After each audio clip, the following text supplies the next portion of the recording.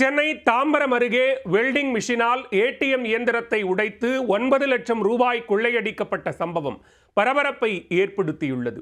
5 தனிப்படை அமைத்து தேடி வரும் போலீசாரின் கையில் கொள்ளையர்கள் சிக்குவார்களா?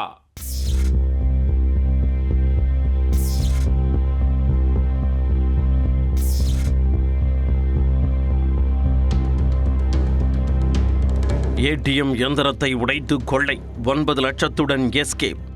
சிசிடிவியில் ஸ்ப்ரே அடித்து கைவரிசை. ஏடிஎம் கொள்ளையர்களை பிடிக்க தேடுதல் வேட்டை. நடந்தது என்ன? சென்னை தாம்பரத்தை அடுத்த சோமங்கலம் புதுப்பேர் குன்றத்தூர் செல்லும் பிரதான சாலையில் தனியார் வங்கிக்கு சொந்தமான ஏடிஎம் மையம் செயல்பட்டு வருகிறது. சம்பவத்தன்று அதிகாலை 2:30 மணி அளவில் ஏடிஎம் மையத்திற்குள் புகுந்த மர்ம நபர்கள் வெல்டிங் மிஷின் மூலம் ஏடிஎம் இயந்திரத்தை உடைக்க முற்பட்டனர். அப்பொழுது ஏடிஎம்மில் இருந்த அலாரம் அடித்துள்ளது. உடனடியாக காவல் நிலையத்திற்கு எச்சரிக்கை சிக்னல் சென்றுள்ளது.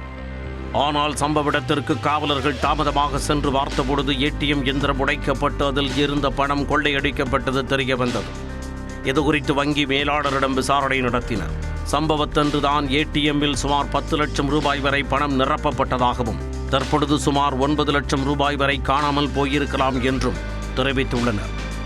ஏடிஎம் மையத்தில் பொருத்தப்பட்டிருந்த கண்காணிப்பு கேமரா காட்சிகளை போலீசார் ஆய்வு செய்த பொழுது முகத்தை முழுவதும் துணியால் மூடிக்கொண்டு வந்த கொள்ளையன் கையில் வைத்திருந்த ஸ்ப்ரே பாட்டிலால் சிசிடிவி கேமரா மீது ஸ்ப்ரே அடித்து மறைத்துவிட்டு கொள்ளையடித்து சென்றது தெரிய வந்துள்ளது.